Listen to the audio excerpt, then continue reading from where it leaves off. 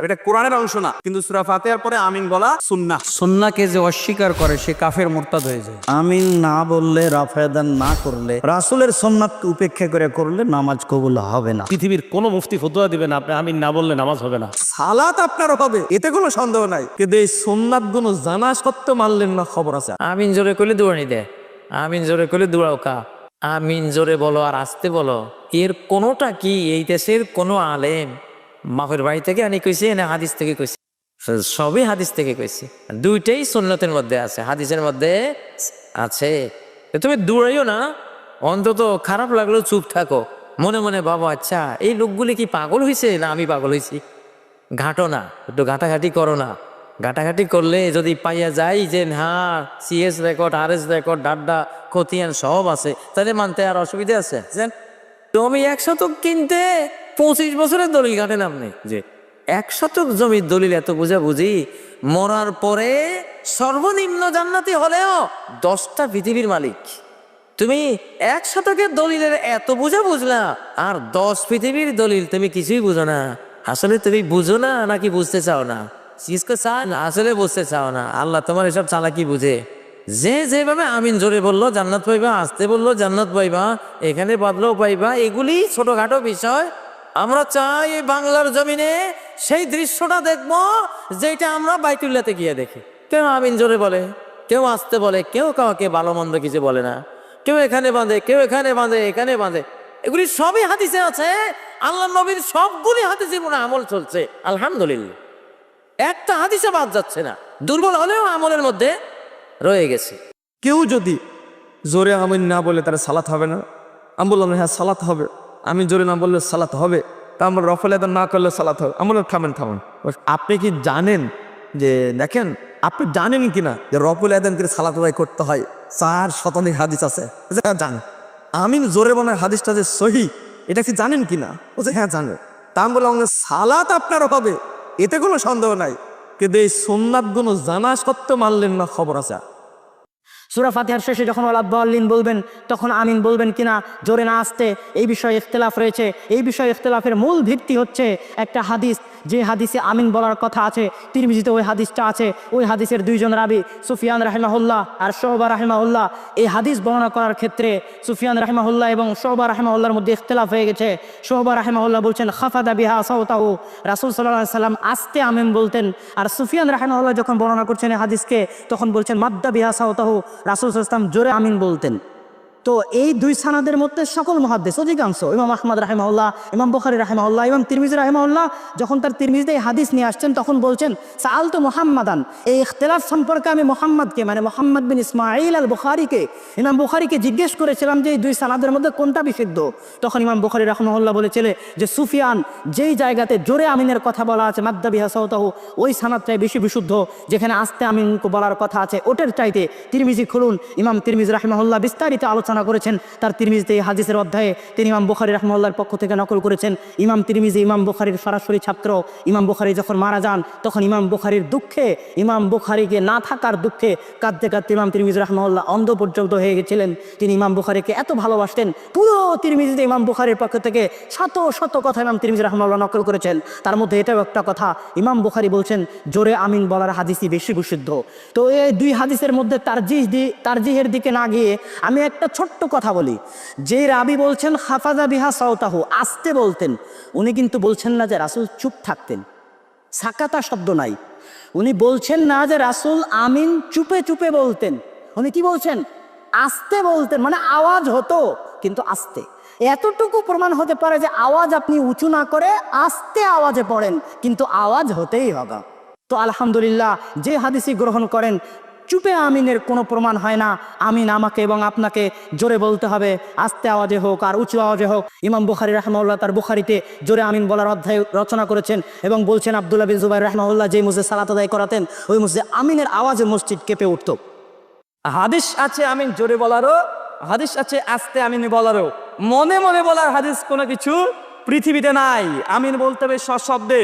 সহিহ বুখারী 780 নম্বর হাদিস, বাব 111।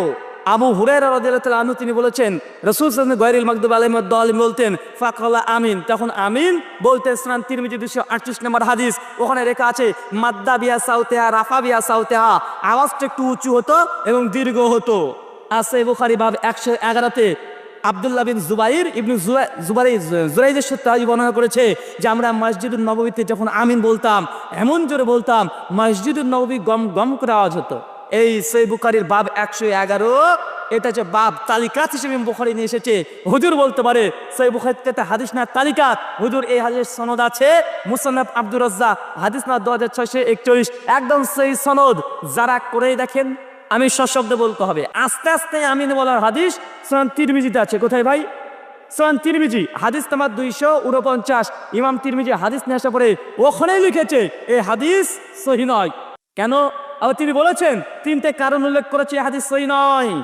এখানে যতজন মুহাদ্দিস আছে অধিকাংশ মুহাদ্দিস সনদকে যায়িফ বলেছে। হোসেন আসাদ দারানি তিনি হাদিসটাকে শায বলেছেন। হাফেজ জুবাইর রিজাই রাহিমাহুল্লাহ এই হাদিসটাকে শায বলেছেন। কোনটা? যেটা আস্তে আমিন বলা, যেটা সুবার হাদিস সুনান তিরমিজিতে মজুদ আছে।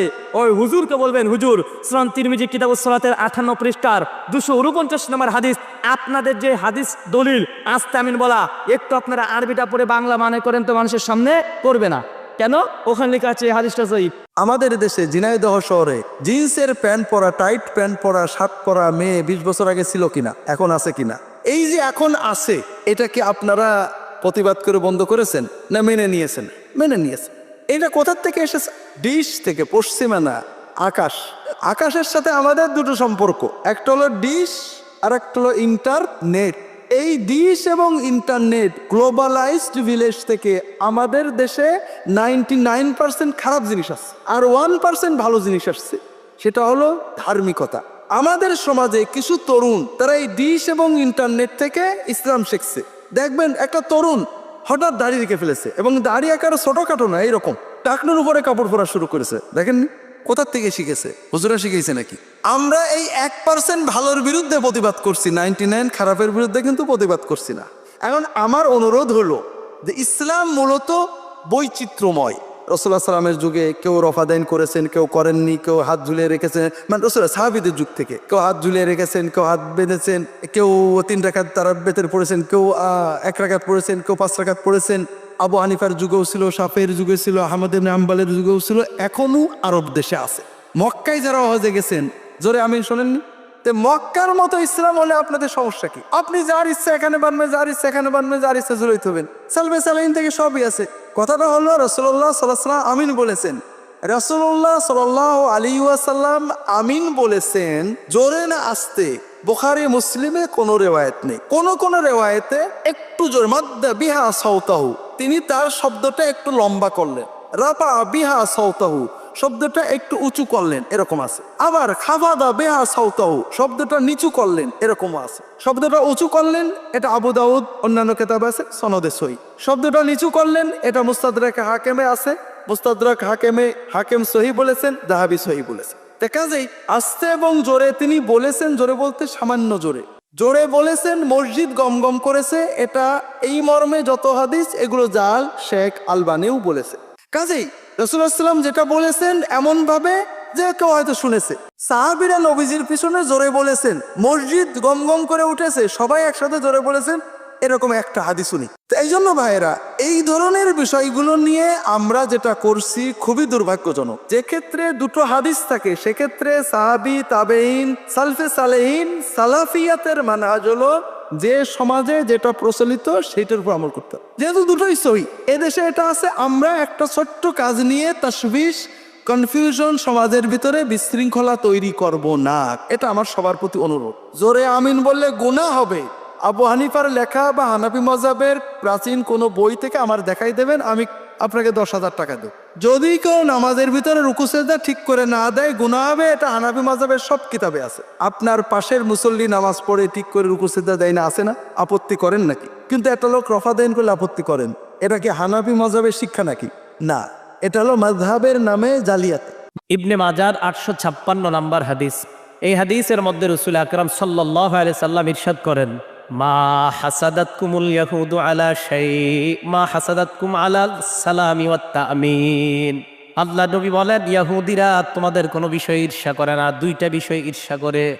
এক নাম্বার আলাস সালাম, তোমরা যে পরস্পরকে সালাম দাও।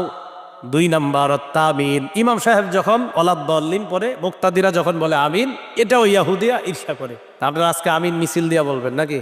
যেই মসজিদে আমিন আস্তের উপরে আমল হয় সেখানে আস্তেই বলবেন। এটা আস্তের উপরে আমিন, এটাও সুন্নাহ, হাদিসে আছে। এই জন্য যদি বলেন না আমি জোরে বলবো, হুজুর আমি জোরে বলবো আস্তে বলবো, আমি জোরে বলবো আস্তে বলবো, তখন আমি বলবো আপনি বইলেনি না, আপনি কোনোটাই বলবেন না, তাও আপনার নামাজ হবে। পৃথিবীর কোনো মুফতি ফতোয়া দিবেন আপনি আমিন না বললে নামাজ হবে না, আমিন না বললেও নামাজ হয়ে যাবে। তো বলতে চাই যেখানে জোরে বললে ঝগড়া হওয়ার সম্ভাবনা সেখানে আপনি জোরে বলবেন না। আপনি তো একজন মুসলমান, আপনি চান যে ঝগড়া না হোক। রসুল আকরাম সাল্লাল্লাহু আলাইহি সাল্লাম বলেছেন আনা জাইমুন বিবাইতিন লিমান তারাকাল মিরাআ ফি গাবজিল জান্নাহ, যে ব্যক্তি ঝগড়া পরিহার করে আমি ওই ব্যক্তিকে জান্নাতের মাঝখানে একটা ঘরের জিম্মাদার হয়ে গেলাম। আমিন না বললে এবং রফলিয়াদান না করলে সালাত হবে কি? আমিন না বললে রাফেদান না করলে যদি অবজ্ঞা করে যে করা লাগবে না তাহলে সলাৎ হবে না। আর অলসতা করে যদি করি করছি না তাহলে সলাৎ হবে, নেকি কম হবে। এক হাদিসে এসেছে 3 ভাগের 1 ভাগ নেকি হয়, আর এক হাদিসে এসেছে 10 ভাগের 1 ভাগ নেকি হয়, নেকি কম হবে। রাসূলের সুন্নাতকে উপেক্ষা করে করলে নামাজ কবুল হবে না। মানুষ যখন সূরা ফাতিহা পড়ে, বিশেষ করে জামাতে ইমাম গায়রুল মাগদুবি আলাইহিম ওয়ালাদ-দাল্লিন সূরা ফাতিহা পড়ে যখন শেষ করে, যে ব্যক্তি ইমামের এই সূরা ফাতিহা শেষ করা শুনে, সূরা ফাতিহার শেষে অনেকগুলো দোয়া আছে আল্লাহর কাছে, আমরা অনেকে জানি না, না জেনে পড়ি। এই দোয়া ইমাম করার পর মুক্তাদিরা যারা আমিন বলে এবং যাদের আমিন ফেরেশতারা ওই শুনে আমিন বলে, সে আমিনের সাথে মিলে যাবে, আল্লাহ রাব্বুল আলামিন তাদেরকে মাফ করবে।